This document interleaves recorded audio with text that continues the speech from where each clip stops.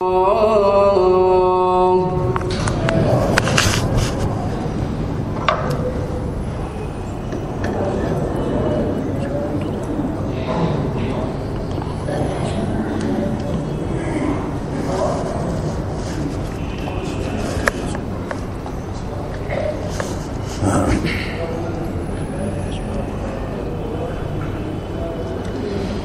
الله الرحمن الرحيم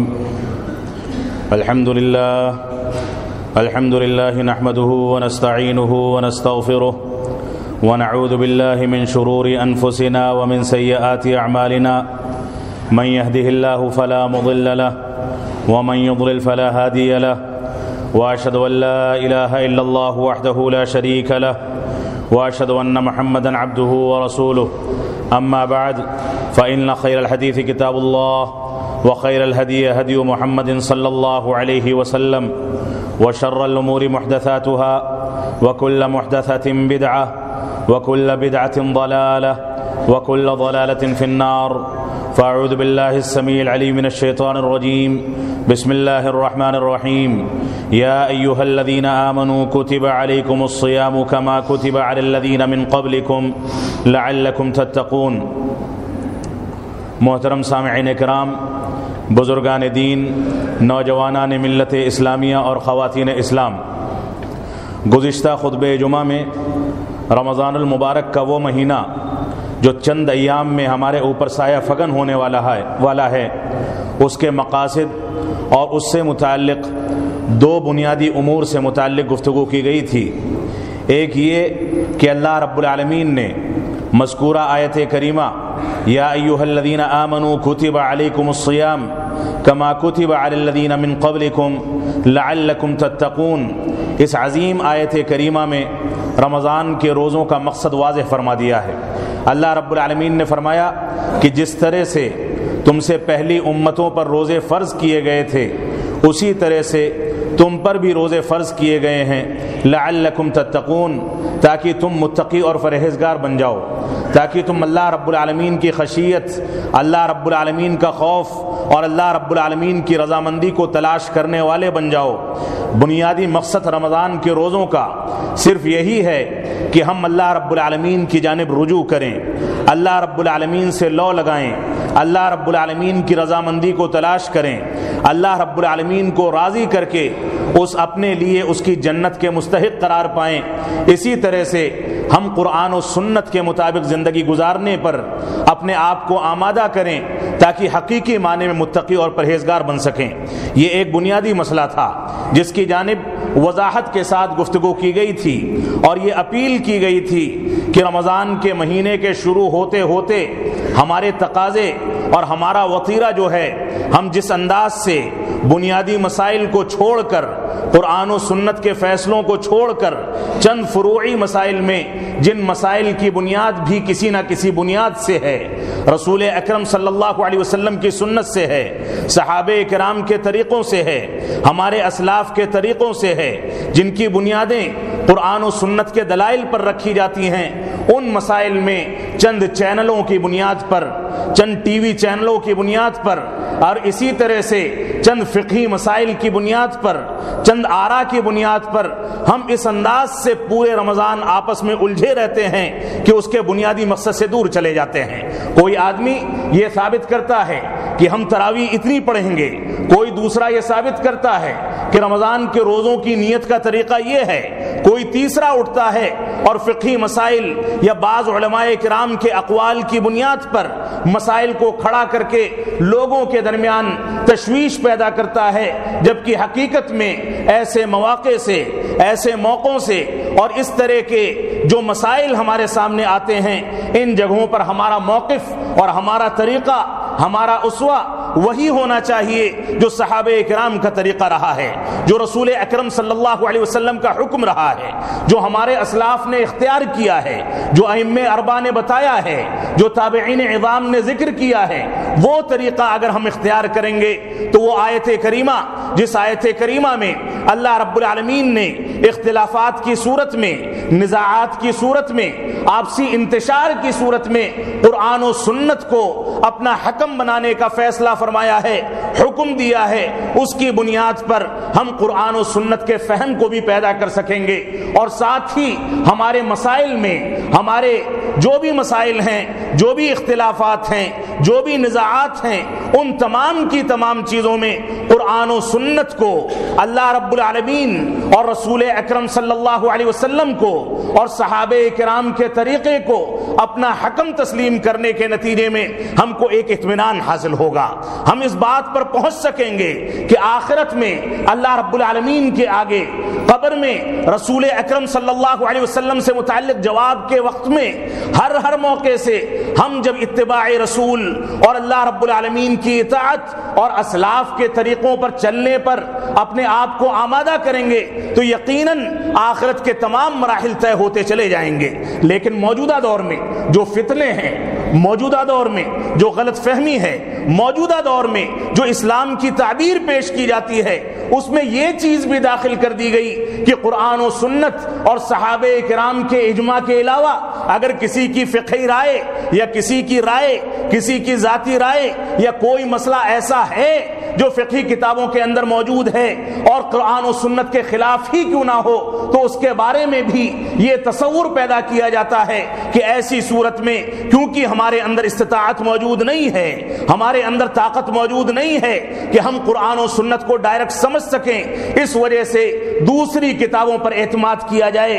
اور قرآن و سنت کی توجیہ و تعویل کی جائے۔ یہ غلط انداز کی فکر ہے، غلط انداز کا طریقہ ہے، غلط انداز کا مکتب فکر ہے، جس کی بنیاد پر مسلمانوں کی اکثریت قرآن و سنت سے دور چلتی چلی جا رہی ہے۔ مسلمانوں کے لیے جو چیزیں حجت ہیں، جن چیزوں پر مسلمانوں کا اجماع ہے، جو چیزیں مسلمانوں کے لیے دلیل ہیں، جن چیزوں کو اختیار کرنے کے بعد ہم آخرت میں اللہ رب العالمین کے سوالات کا جواب دے سکتے ہیں، جن چیزوں کو اختیار کرنے کے بعد ہم کو دنیا اور آخرت میں فلاح اور کامیابی مل سکتی ہے، وہ یقیناً وہی چیزیں ہیں جو چیزیں رب کائنات سے صادر ہوئیں یا رسول اکرم صلی اللہ علیہ وسلم سے صادر ہوئیں۔ رسول اکرم صلی اللہ علیہ وسلم کو اللہ رب العالمین نے دینی امور میں معصوم بنایا، اللہ رب العالمین نے ان کے اوپر دین نازل فرمایا۔ اس کے علاوہ انبیاء کرام کے بعد، انبیاء کرام کے تتمے کرنے کے بعد اور انبیاء کرام پر جو کچھ نازل ہوا تھا اس کو رسول اکرم صلی اللہ علیہ وسلم کے ذریعے مکمل کرنے اور جو چیزیں اللہ رب العالمین کو گوارا نہیں تھیں ان چیزوں کو منسوخ کرنے کے بعد رسول اکرم صلی اللہ علیہ وسلم کے علاوہ کسی کو بھی اللہ رب العالمین نے معصوم نہیں بنایا، کسی کی رائے کو حرف آخر قرار نہیں دیا، کسی کے بارے میں بھی قرآن مجید یا سنت رسول کے اندر ذرا سا بھی اشارہ موجود ہو کہ اس کی جانب رجوع کیا جائے یا اس کی اتباع کی جائے، ایسا ممکن نہیں ہے، اس کو ثابت نہیں کیا جا سکتا۔ تو ہمارے لیے جو چیزیں فیصلہ کن ہیں، جو چیزیں فیصلہ کرنے والی ہیں، جن چیزوں کو اختیار کرنا ہمارا مذہبی فریضہ بھی ہے، ہمارا اخلاقی فریضہ بھی ہے، ہمارے عقیدے کا بھی فریضہ ہے، ہمارے فضائل کا بھی فریضہ ہے، ہر چیزوں کا فریضہ ہے، وہ صرف اور صرف یہ ہے کہ ہم قرآن مجید اور سنت رسول اور قرآن مجید کی فہم پر مبنی صحابہ کرام کے ان مسائل پر متفق ہو جائیں جن مسائل پر صحابہ کرام نے اجماع نقل کیا، یہ اتفاق نقل کیا۔ ائمہ اربعہ کا یہی مسلک ہے، سارے کے سارے فقہائے کرام کا یہی مذہب ہے، ہمارے اسلاف کا یہی طریقہ رہا ہے، ان کی یہی رائے رہی ہے، اور اسی اصول کو بیان کر کے ان لوگوں نے دین کے تمام مسائل کو حل کیا ہے۔ لیکن موجودہ دور میں تقوی اور پرہیزگاری جو رمضان کے روزوں کا بنیادی مقصد ہے، اس کو بالائے طاق رکھ کے ہمارا پورا کا پورا مہینہ آپسی اختلافات میں، آپسی جھگڑوں میں، آپسی نزاعات میں، ایک دوسرے کے خلاف رسا کشی کرنے میں، ایک دوسرے کے خلاف فتوی بازی کرنے میں، اور اسی طرح سے سوشل میڈیا ہو یا جو بھی وسائل ہوں، سارے کے سارے وسائل پر آپ دیکھ ڈالیں پورے رمضان میں جس طرح سے مسلمان ایکٹیو ہو جاتا ہے اگر وہ اپنے دین کے دفاع کے لیے، قرآن و سنت کی نشر و اشاعت کے لیے،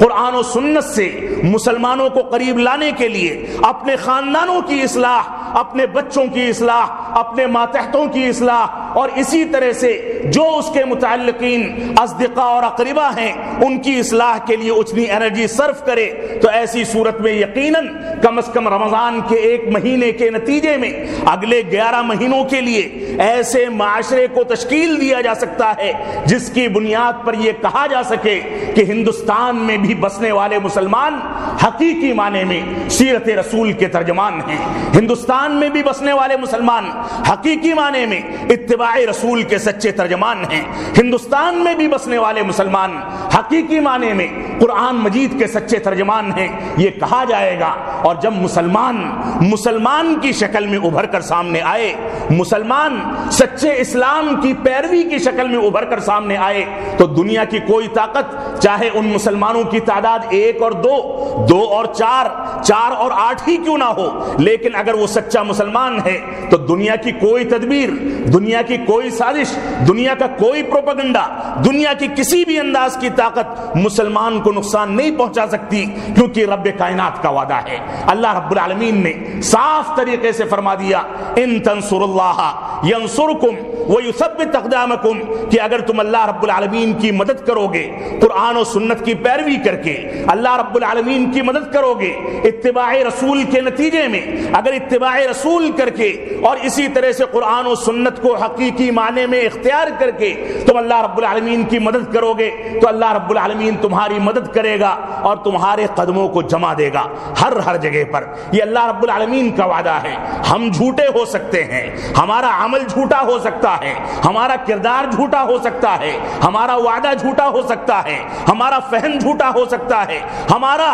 قرآن و سنت سے متعلق اس کی جانب منسوب کر کے جو مسائل ہم مستنبط کرتے ہیں اس میں ہم غلط ہو سکتے ہیں، لیکن اللہ رب العالمین کا وعدہ کبھی نہ جھوٹا ہوا ہے، نہ ہو سکتا ہے، نہ آئندہ کبھی ہوگا۔ اس وجہ سے اللہ رب العالمین کے وعدے کا پاس و لحاظ کرنا ہے تو قرآن و سنت کی جانب رجوع کیا جائے۔ وعدہ کیا گیا تھا کہ اسی پس منظر میں رمضان المبارک کے احکام و مسائل کا تذکرہ آپ کے سامنے کیا جائے گا۔ مجھ کو اس بات کا اندازہ ہے اور اس بات کا احساس ہے کہ کچھ مسائل قرآن و سنت کی شرح میں اس انداز کے آئیں گے جس پر واویلا مچے گا، جس پر چیمی گوئیاں ہوں گی، جس کے بارے میں تبصرے کیے جائیں گے، جس کے بارے میں غلط انداز کے اتہامات لگائے جائیں گے، لیکن اللہ کے واسطے اس بات کو سمجھ لیں، اور میں بھی اللہ رب العالمین کو حاضر و ناظر جان کر اس بات کے اعلان کرنے کو اپنا فریضہ سمجھتا ہوں کہ یہاں جو باتیں کہی جا رہی ہیں وہ قرآن و سنت کی ترجمانی ہے،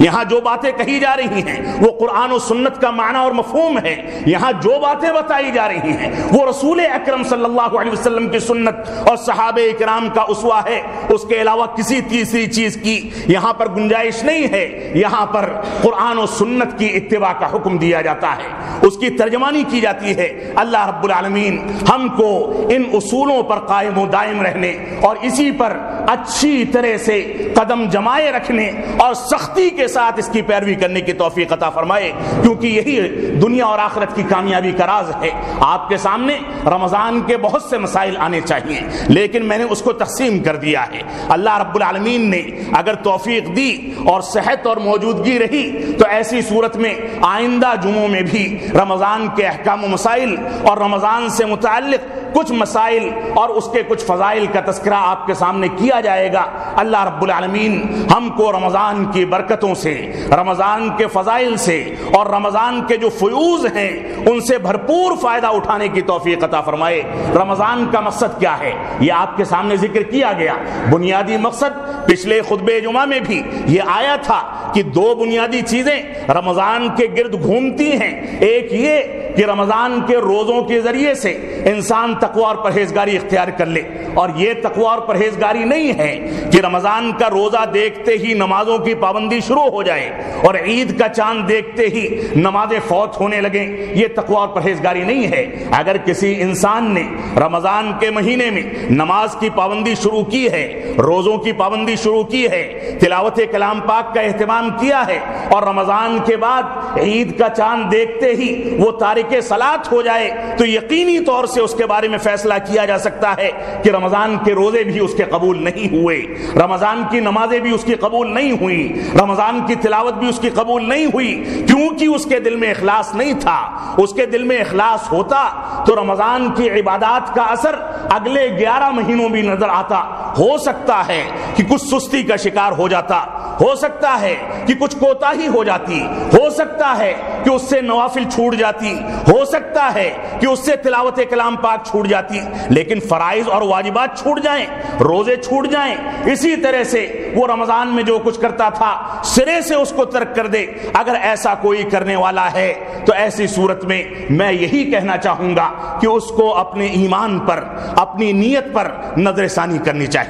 اس وجہ سے رمضان کے روزوں کا بنیادی مقصد تقوی اور پرہیزگاری، اس کو بنیادی طور سے تقوی اور پرہیزگاری کے تقاضوں کو سامنے رکھ کر سمجھا جانا چاہیے۔ دوسری چیز جس کے گرد رمضان کے مسائل گھومتے ہیں وہ یہ ہے جو اللہ رب العالمین نے آیت کریمہ فرمایا شہر رمضان الذی انزل فیہ القرآن، کہ رمضان ہی کا وہ مہینہ ہے جس میں ہم نے قرآن مجید کو نازل کیا۔ یہ قرآن مجید ایک ایسی کتاب ہے، جیسا کہ صراحت آئی تھی، کہ جو انسان کو سب سے زیادہ سیدھا راستہ دکھاتی ہے، یہ توحید کی تعلیم دیتی ہے، یہ اتباع رسول کی تعلیم دیتی ہے۔ یہ ایک ایسی کتاب ہے جو انسان کو دنیاوی مسائل بھی سکھاتی ہے اور دینی مسائل بھی سکھاتی ہے۔ یہ ایک ایسی کتاب ہے جو انسان کو سائنس کے مسائل بھی سکھاتی ہے اور دنیا میں جو میڈیکل سائنس کی شکل میں یا دوسری ترقی یافتہ شکلوں میں جو چیزیں اختیار کر کے انسان دندناتا پھرتا ہے،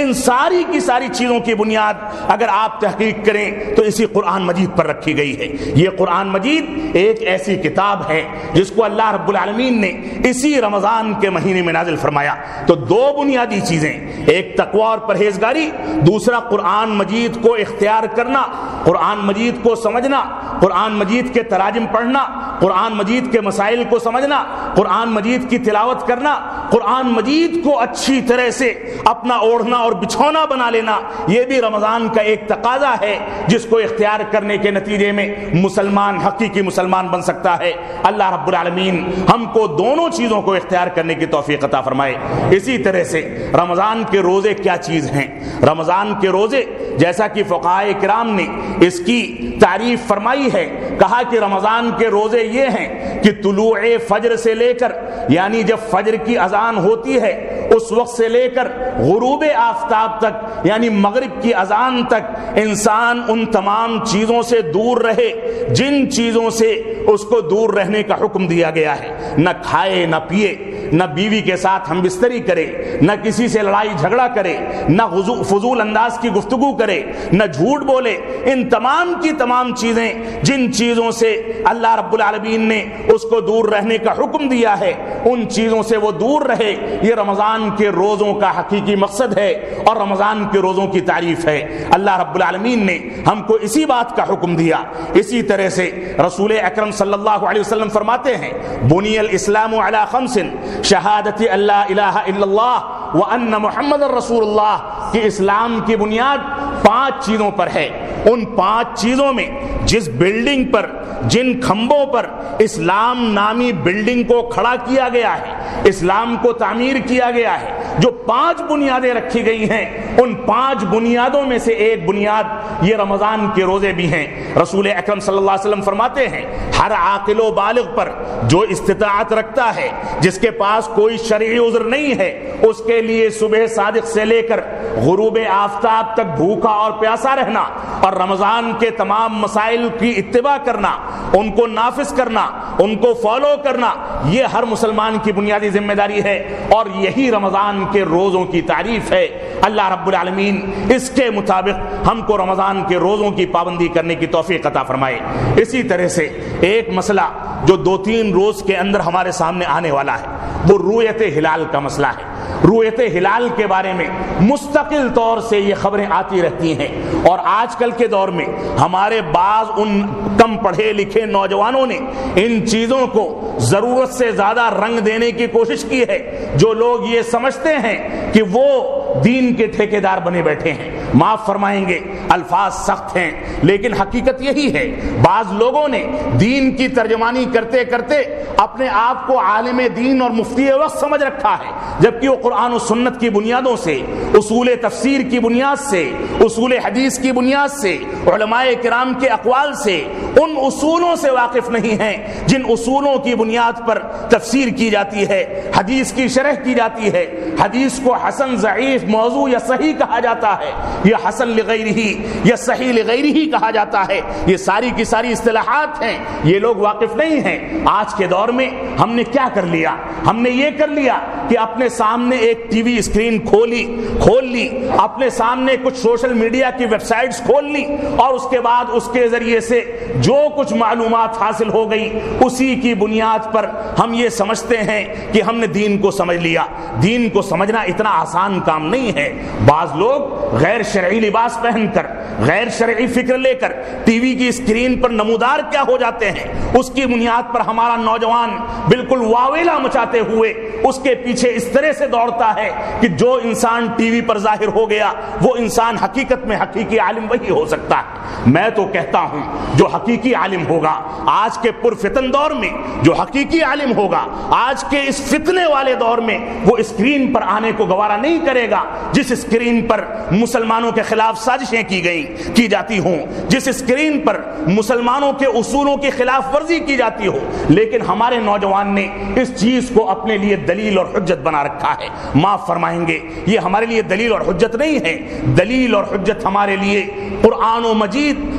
مجید اور سنت رسول، اور اس طریقے پر جس طریقے پر صحابہ کرام نے اس کو سمجھا ہے، صحابہ کرام کے فہم پر قرآن و سنت کو سمجھنا، یہ اصل دین ہے، یہ اصل دین کی ترجمانی ہے۔ لیکن موجودہ دور میں رؤیت ہلال کے بارے میں ایک نیا فتویٰ آئے دن اپنے کان سے ٹکراتا ہے، آئے دن نگاہیں اس کو دیکھتی ہیں کہ وحدت توحید رؤیت کا مسئلہ، یعنی مکہ مکرمہ میں جب رؤیت ہو جائے، مکہ مکرمہ میں جب چاند نظر آ جائے تو اسی بنیاد پر پوری دنیا کے اندر عید منائی جائے، پوری دنیا کے اندر رمضان کے روزے رکھے جائیں۔ اس سلسلے میں آپ سمجھ لیں کہ رسول اکرم صلی اللہ علیہ وسلم کے عہد مبارک میں نہ یہ تصور تھا اور نہ اس بات کا امکان تھا کہ کئی ہزار میل تک سوشل میڈیا نہیں تھا، ٹیلی فون نہیں تھا، موبائل فون نہیں تھا، کہ کئی ہزار میل تک چند منٹوں میں یا ایک رات میں چاند دیکھنے کے بعد کوئی خبر پہنچائی جا سکے۔ اور اس کی اصلیں موجود ہیں، اس کی دلیلیں موجود ہیں کہ ایک صحابی رسول جو شام میں جنہوں نے روزہ رکھنا شروع کیا سیریا کے علاقے میں، وہ مدینہ منورہ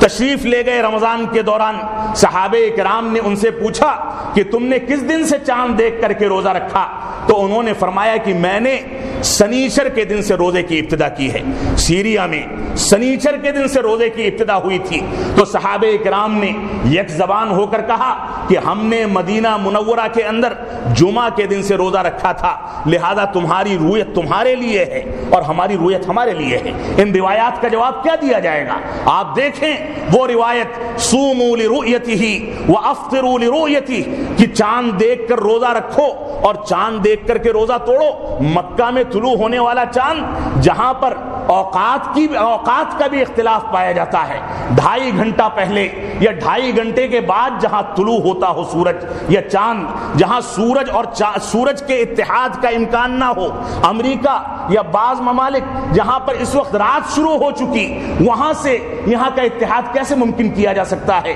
تو یہ سارے کے سارے موجودہ دور کی جدید رائے ہیں جن کو الگ رکھا جانا چاہیے۔ شریعت اسلامیہ کا فیصلہ یہ ہے کہ ہندوستان میں چاند دیکھنے والے ہندوستان کے چاند کی رؤیت کا لحاظ کریں، سعودی عرب کے لوگ وہاں کی رؤیت کا لحاظ کریں، یہی شریعت کا فیصلہ ہے۔ لہذا رؤیت کے بارے میں اس اصل کا پورا اندازہ ہم کو ہونا چاہیے۔ اس سلسلے میں شریعت کا جو حکم ہے وہ یہ کہ 29ویں شعبان کو چاند دیکھنے کی کوشش کی جائے، اور اگر چاند نظر نہ آئے تو شعبان کے 30 روزے مکمل کر کے اور اس کے بعد رمضان کی ابتدا کی جائے۔ رسول اکرم صلی اللہ علیہ وسلم کے بارے میں بعض صحابہ کرام کہتے ہیں کہ میں نے چاند دیکھا، اور اس کے بعد رسول اکرم صلی اللہ علیہ وسلم کو اس بات کی خبر دی کہ انی رأیتہ، کہ میں نے اس کو دیکھا ہے چاند کو، فصام، تو رسول اکرم صلی اللہ علیہ وسلم نے روزہ رکھا اور لوگوں کو روزہ رکھنے کا حکم دیا۔ یہ روایت اس بات کی واضح دلیل ہے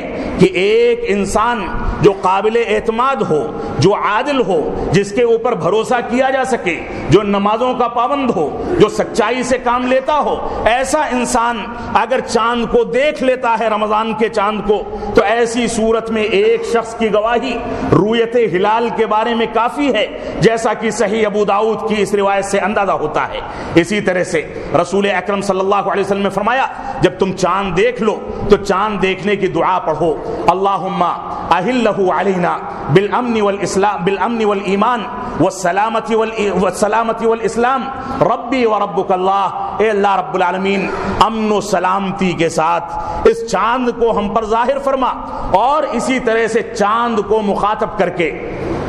انسان اس کی جانب اشارہ کر کے کہے ربی وربک اللہ، میرا رب بھی اور تیرا رب بھی یہ اللہ رب العالمین ہے، نہ میرا کوئی، اللہ رب العالمین کے ساتھ نہ تیرا کوئی شریک ہو سکتا ہے نہ میرا کوئی شریک ہو سکتا ہے۔ یہ وحدانیت کا ثبوت پیش کرنے کے لیے رسول اکرم صلی اللہ علیہ وسلم نے ان تمام مقاصد کو ملیا میٹ کرنے اور نیست و نابود کرنے کے لیے جن نقائد کے مطابق انسان چاند کو مقدس سمجھے، سورج کو مقدس سمجھے، یا چرند و پرند کو مقدس سمجھے، یا درختوں کی پوجا کرے، یا قبروں کی پوجا کرے، یا اسی طرح سے کسی بھی غیر اللہ کو وہ مقدس سمجھ کے اس کے آگے رکوع یا سجدہ کرے، اس کے آگے ہاتھ پھیلائے، اس سے دعائیں مانگے، اس کو مشکل کشا سمجھے، اس کے آگے جا کے منتیں مانگے، یہ ساری کی ساری چیزوں کی تردید اس دعا کے اندر کر دی گئی۔ اللہ کے رسول صلی اللہ علیہ وسلم نے فرما دیا کہ توحید کا ثبوت دیتے ہوئے تم واضح اعلان کر دو کہ میرا رب بھی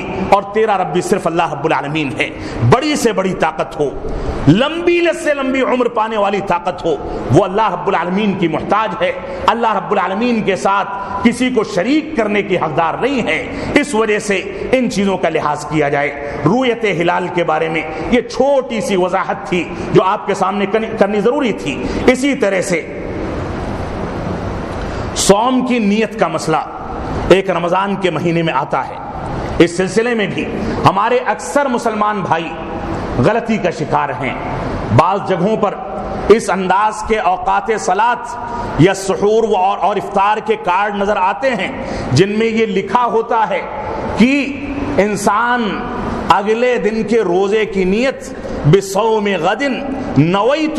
اور اس انداز کے الفاظ کے ذریعے سے کر لے۔ نہ رسول اکرم صلی اللہ علیہ وسلم سے اس انداز کے الفاظ ثابت ہیں، نہ صحابہ کرام سے ثابت ہیں، بلکہ رسول اکرم صلی اللہ علیہ وسلم اور صحابہ کرام روزوں کی، دوسری عبادات کی اور تمام کی تمام عبادات کی سوائے حج و عمرے کے تمام عبادات اور نیک اعمال کی نیت اپنے دلوں میں کیا کرتے تھے۔ کبھی بھی یہ نہیں ہوتا تھا کہ وہ زبان کے ذریعے سے ادا کیا کریں اور کسی چیز کا ثبوت نہ ہونا، اللہ کے رسول صلی اللہ علیہ وسلم یا صحابہ کرام سے صحیح سند سے کسی چیز کا مروی نہ ہونا، کسی چیز کا ثابت نہ ہونا، اس بات کی واضح دلیل ہے کہ وہ چیز قرآن و سنت کے اندر موجود نہیں ہے، اور جب موجود نہیں ہے تو اس کو دلیل نہیں بنایا جا سکتا، اس کو انجام نہیں دیا جا سکتا۔ اس وجہ سے ہمیں اس انداز کی دعاؤں سے بچنا چاہیے۔ رسول اکرم صلی اللہ علیہ وسلم کا طریقہ یہ تھا۔ اللہ کے نبی صلی اللہ علیہ وسلم فرماتے ہیں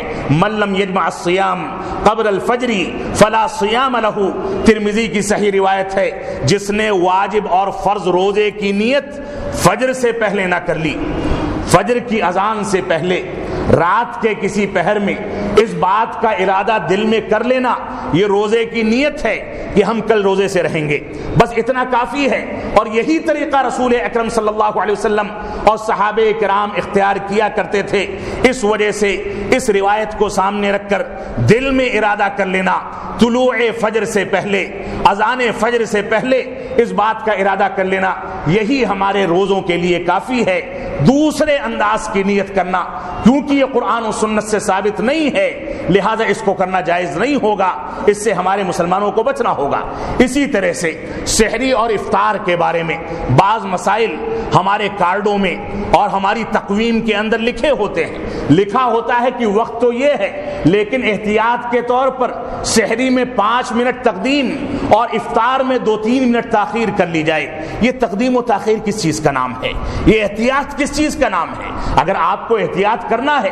تو ایک نماز ادا کریں اور احتیاط کے طور پر اسی نماز کا اعادہ کر لیں۔ اگر آپ کو احتیاط کرنا ہے تو ایک روزہ رکھیں اور احتیاط کے طور پر دوسرا روزہ بھی رکھ لیں کہ پتہ نہیں پہلا روزہ قبول ہوا ہوگا یا نہیں ہوا ہوگا۔ اسلام احتیاط کا نام نہیں ہے، اسلام یقین کا نام ہے۔ اسلام تو اتنے یقین کا نام ہے کہ اگر انسان نے وضو کرنے پر یقین حاصل کر لیا ہے اور اس کے بعد آدھا 1 گھنٹے 2 گھنٹے 3 گھنٹے کے بعد اس کو نماز ادا کرنی ہے، اس کو شبہ ہو جائے کہ وضو باقی ہے کہ نہیں باقی ہے، تو علماء کرام کا اور صحابہ کرام کا اجماع ہے کہ ایسی صورت میں اس کو وضو کو دوبارہ کرنے کی ضرورت نہیں ہے، کیونکہ یقین جو ہے کہ اس نے وضو کیا تھا اس کو شبہے کی بنیاد پر زائل نہیں کیا جا سکتا۔ وضو اگرچہ زائل ہو گیا ہو لیکن اس کے زائل ہونے پر اس کو یقین حاصل نہیں ہے، شبہے کی حد تک اس کو شبہ ہے، اس وجہ سے وہ نماز ادا کرے گا اور اللہ رب العالمین نماز قبول کرے گا۔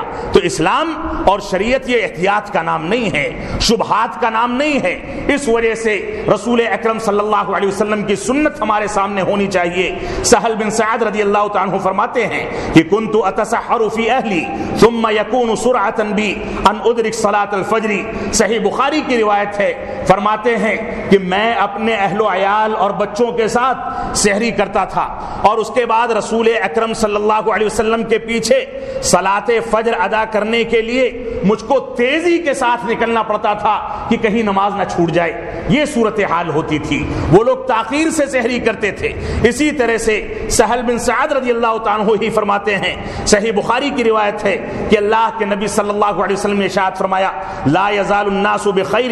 ما عجل الفطر، کہ لوگ اس وقت تک خیر اور بھلائی میں رہیں گے، ثواب کے کام پر رہیں گے، اس وقت تک بھلائی کو اختیار کرتے رہیں گے جب تک افطار میں جلدی کرتے رہیں۔ جلدی کرنے کا مطلب یہ ہے کہ جیسے ہی غروب آفتاب ہوا فوراً کچھ کھا پی لیا، نیتوں سے اللہ رب العالمین واقف ہے، اس میں تاخیر کی جائے، احتیاط کے نام پر 2-4 منٹ رکا جائے، اس کی اسلام میں گنجائش نہیں ہے۔ لہذا اس سلسلے میں ہم کو رسول اکرم صلی اللہ علیہ وسلم کی سنت کا خیال کرنا چاہیے۔ ایسے ہی اللہ کے نبی صلی اللہ علیہ وسلم نے فرمایا تسحروا فإن فی السحور برکہ، کہ سحری کیا کرو کیونکہ سحری میں اللہ رب العالمین نے برکت رکھی ہے۔ آج کے دور میں تراویح سے انسان فارغ ہوا، نکڑوں پر بیٹھ گیا، آرام کے ساتھ رات بھر پائے اور نہاری کھائی گئی اور اس کے بعد 2 بجے 3 بجے آرام سے سو جاتا ہے، ڈکار بھی نہیں لیتا اور صلاۃ فجر بھی فوت ہو جاتی ہے۔ اسی رات کی 2 بجے اور 12 بجے کی سحری کو، اسی کھانے کو سحری تصور کر لیا جاتا ہے۔ نعوذ باللہ من ذالک، سحری سے تاخیر کی سنت وہ اس سے زائل ہو جاتی ہے۔ اسی طرح سے سحری کا اصل وقت جو ہے اس میں نہ کھانے کی بنیاد پر اس کھانے کو سحری نہیں قرار دیا جا سکتا۔ اس وجہ سے ان چیزوں کا خیال کرنا ہمارا دینی فریضہ ہے۔ افطار کی دعا، افطار کی دعا کیا ہے؟ رسول اکرم صلی اللہ علیہ وسلم نے اس سلسلے میں ہم کو سکھایا کہ جب افطار کرو تو افطار کرنے کے دوران یہ دعا پڑھا کرو، ذهب الظمأ وابتلت العروق وثبت الاجر انشاءاللہ۔ ابو داؤد کی صحیح اور حسن روایت ہے، ذهب الظمأ کہ ہماری پیاس چلی گئی اور اسی طرح سے ہماری رگیں تر ہو گئیں، اور اگر اللہ رب العالمین نے چاہا تو اس کا اجر اور اس کا ثواب ثابت ہوگا۔ یہ افطار کی دعا ہے۔ انسان افطار کو بسم اللہ پڑھ کے شروع کرے اور اس کے بعد دوران افطار یا افطار سے فراغت کے بعد اس دعا کو پڑھے۔ یہی دعا صحیح سنت سے ثابت ہے، صحیح حدیث سے ثابت ہے، لہٰذا اسی دعا کو پڑھا جانا چاہیے۔ اسی طرح سے اللہ رب العالمین نے صائمین کے لیے رخصت بھی رکھی ہے۔ اللہ رب العالمین نے فرمایا فمن کان منکم مریضا او علی سفر فعدۃ من ایام اخر وعلی الذین یطیقونہ فدیۃ طعام مسکین، کہ جو لوگ سفر میں ہیں یا جو لوگ مریض ہیں ان کو اللہ رب العالمین نے رمضان کے روزوں سے رخصت دی ہے۔ وہ خواتین جو حمل سے ہیں وہ خواتین جو اپنے بچوں کو دودھ پلا رہی ہیں، وہ خواتین جو ناپاکی کے ایام میں ہیں، اللہ رب العالمین نے ان کے لیے رخصت رکھی ہے، بیمار لوگوں کے لیے رخصت رکھی، سفر کرنے والوں کے لیے رخصت رکھی کہ وہ لوگ ان ایام کے چھوٹے ہوئے روزوں کو رمضان کے مہینے کے بعد قضا کر لیا کریں۔ لیکن ایسے بیمار افراد جو بعد میں بحال نہیں ہوتے، صحت یاب نہیں ہوتے، ان کے اندر اتنی قوت اور طاقت نہیں آتی کہ وہ روزے کی قضا کر سکیں، تو ایسی صورت میں اللہ رب العالمین نے فرمایا کہ ایک روزے کے بدلے ایک مسکین کو ایک وقت کا کھانا کھلا دیا جائے، یہ اس کا فدیہ ہے۔ اسی طرح سے ایک مسئلہ جس کو اختصار کے ساتھ میں ذکر کر کے یہاں سے رخصت ہونا چاہوں گا، وقت ختم ہونے کو ہے، وہ تراویح کا مسئلہ ہے، جس مسئلے پر سب سے زیادہ گرما گرم بحث ہمارے معاشرے میں کی جاتی ہے۔ ایک جانب تراویح کے بعد انسان جب فرصت پاتا ہے تو اپنے گھروں کے اندر سوشل میڈیا کو، انٹرنیٹ کو یا ٹیلی ویژن کو چالو کر کے اور اس کے بعد اس پر بیٹھتا ہے، اور دوسری جانب اس کے موبائل فون آن ہوتے ہیں۔ وہ ایسی صورت میں ان لوگوں کو فون کرنے کی طاق میں رہتا ہے جو لوگ 11 رکعت کی پابندی کرتے ہیں۔ یہ کہتا ہے کہ دیکھو حرمین میں 20 پڑھی جاتی ہے، مکہ اور مدینہ کی کوئی ایک مسجد بتا دی جائے جس کے اندر 11 سے زیادہ پڑھی جاتی ہو، کوئی ایک واقعہ دکھا دیا جائے کہ اب سے 100 سال پہلے تک کبھی حرمین کے اندر 11 رکعت سے زیادہ پڑھی گئی ہو۔ رسول اکرم صلی اللہ علیہ وسلم کے دور مبارک میں، صحابہ کرام کے عہد میں، تابعین اعظام کے عہد میں، یہاں تک کہ ائمہ اربعہ کے دور میں ہمیشہ وہاں پر 11 رکعت کی پابندی کی جاتی رہی ہے اور کی جاتی رہی ہے۔ یہ الگ مسئلہ ہے کبھی وقتی طور پر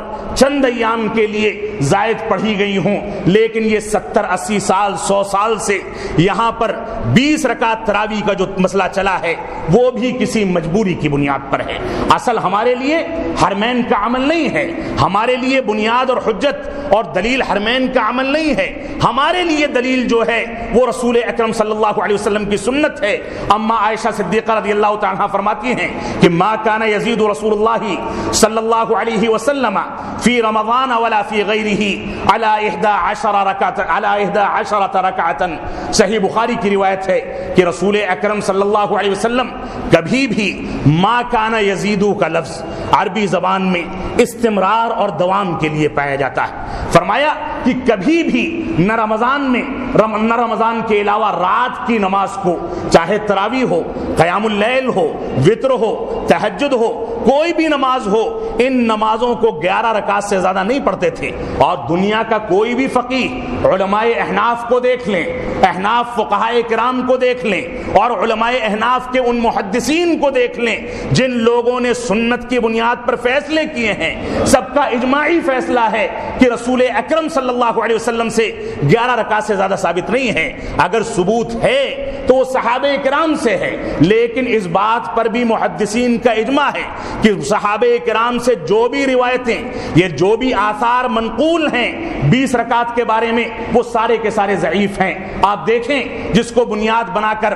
سارا واویلا اٹھتا ہے وہ معطا کی ایک روایت ہے۔ معطا کی روایت میں ابی بن کعب اور تمیم داری رضی اللہ تعالیٰ عنہ کو، ان دونوں صحابہ کرام کو عمر بن خطاب رضی اللہ تعالیٰ عنہ نے اپنے دور خلافت میں اس بات کا حکم دیا کہ تم لوگ تراویح کا قیام کرو اور صحابہ کرام تمہارے پیچھے پڑھیں۔ اس سلسلے میں معطا امام مالک میں 2 روایتیں پائی جاتی ہیں۔ ایک روایت وہ ہے جس روایت کے تمام روات ثقہ ہیں، تمام روات قابل اعتماد ہیں، اور وہ روایت بالکل سندن صحیح ہے۔ اس روایت کے اندر اس بات کا ثبوت ملتا ہے کہ عمر بن خطاب رضی اللہ تعالیٰ عنہ نے صحابہ کرام کو 11 رکعت تراویح پڑھانے کا حکم دیا تھا، اور یہی روایت صحیح ہے۔ اس کے علاوہ دوسری روایت ہے جس میں عبد الرزاق نامی ایک راوی ہیں، وہ راوی اگرچہ قابل اعتماد ہیں لیکن ان کو اختلاط واقع ہو گیا تھا، ان کا حافظہ کمزور ہو گیا تھا، اور آخری عمر میں ان کی بینائی چلی گئی تھی، جس کی بنیاد پر محدثین کرام نے ان کی روایتوں کو ضعیف قرار دیا ہے۔ وہ راوی اس روایت کے اندر موجود ہیں۔ اس کی بنیاد پر 20 رکعت والی روایت یہ ضعیف ہے اور قابل عمل نہیں ہے، ناقابل حجت ہے، اس وجہ سے اس کو دلیل نہیں بنایا جا سکتا۔ اور صحابہ کرام کے جو بھی آثار ہیں وہ سارے کے سارے آثار ضعیف ہیں۔ اللہ رب العالمین کا فرمان ہے یا ایھا الذین آمنوا اطیعوا اللہ واطیعوا الرسول واولی الامر منکم فان تنازعتم فی شیء فردوہ الی اللہ والرسول۔ اسلام نے ہم کو یہ فیصلہ سنایا ہے۔ اسلام کا دو ٹوک فیصلہ کیا ہے اس کو سنتے چلیں کہ اگر تمہارے درمیان کسی چیز میں اختلاف ہو جائے، رکعت تراویح میں ہو، نمازوں کے طریقے میں ہو، حج کے مسائل میں ہو، زکوٰۃ کے مسائل میں ہو، تلاوت کلام پاک کے مسائل میں ہو، لین دین کے مسائل میں ہو، ایک دوسرے سے رشتہ داریوں کے مسائل میں ہو، کسی بھی چیز میں اختلاف ہو جائے، اللہ رب العالمین نے فیصلہ کر دیا فَإِن تَنَازَعْتُمْ فِي شَيْءٍ فَرُدُّوهُ إِلَى اللَّهِ وَالرَّسُولِ کہ اپنے معاملات کو، اپنے جھگڑوں کو، اپنے اختلافات کو، اپنے نزاعات کو، اپنے مسائل کو جس میں تم آپس میں لڑ بھڑ پڑے ہو، ان چیزوں کو اللہ اور اس کے رسول کے حوالے کر دو۔ اگر اللہ رب العالمین کے حوالے کیا جائے تو دیکھا جائے گا کہ قرآن مجید خاموش ہے، لیکن قرآن مجید یہ کہتا ہے کہ تم اطاعت رسول کرو۔ قرآن مجید بار بار یہ کہتا ہے کہ تم اپنے مسائل میں رسول اکرم صلی اللہ علیہ وسلم کے مسائل کو اختیار کرو، ان کے ذریعے سے راہ نجات کو تلاش کرو، رسول اکرم صلی اللہ علیہ وسلم کی پیروی کرو۔ اور یہ بھی کہتا ہے کہ قرآن مجید کہ اگر تم نے اتباع رسول کو چھوڑ دیا، اللہ کے رسول صلی اللہ علیہ وسلم کے طریقے اور وتیرے کو چھوڑ دیا، اس کی مخالفت کر دی، تو ایسی صورت میں آسمان سے اللہ رب العالمین تمہارے لیے عذاب نازل کرے گا جس کی بنیاد پر تم تباہ و برباد کر دیے جاؤ گے۔ تو آیت کریمہ میں یہ کہا گیا کہ اپنے مسئلے کو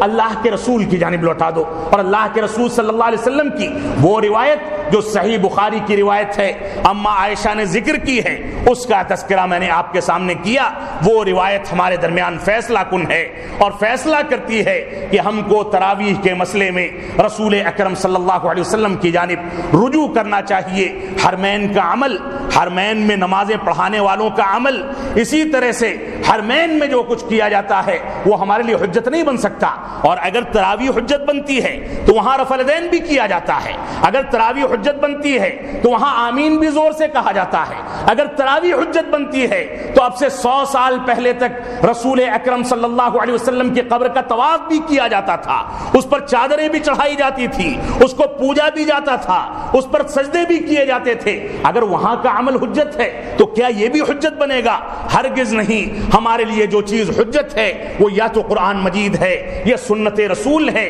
حرمین میں بہت سے ایسے عمل ہیں جو قرآن و سنت کے میں اس کا ثبوت نہیں ملتا، اس کے باوجود وہاں کی ریت اور رواج اور وہاں کا طریقہ جو چلا آ رہا ہے اسی کی بنیاد پر وہاں کے لوگ اس کو آج بھی انجام دیتے ہیں۔ لیکن قرآن و سنت میں اس کی دلیل موجود نہیں ہے، تو قرآن و سنت میں دلیل موجود نہ ہونے کی بنیاد پر، صرف اس بنیاد پر کہ وہاں پر وہ عمل کیا جاتا ہے، اس کو حجت نہیں مانا جا سکتا۔ ائمہ اربعہ کا اس بات پر اجماع ہے کہ حرمین کا عمل ہمارے لیے حجت نہیں ہے۔ ائمہ اربعہ اس بات کی دلیل پیش کرتے ہیں۔ اللہ رب العالمین ہم کو قرآن و سنت کے مطابق قرآن و سنت کی جانب رجوع کرنے، قرآن و سنت کے مطابق زندگی گزارنے اور قرآن و سنت کی روشنی میں اپنے تمام مسائل کو حل کرنے کی توفیق عطا فرمائے۔ ہم جب تک جئیں تب تک اسلام پر جئیں، جب ہمارا خاتمہ ہو تو ایمان پر ہو۔ بارک اللہ لنا ولکم فی القرآن المجید ونفعنی وإیاکم بالآیات والذکر الحمید انہ تعالی جواد کریم ملک بر الرؤوف الرحیم۔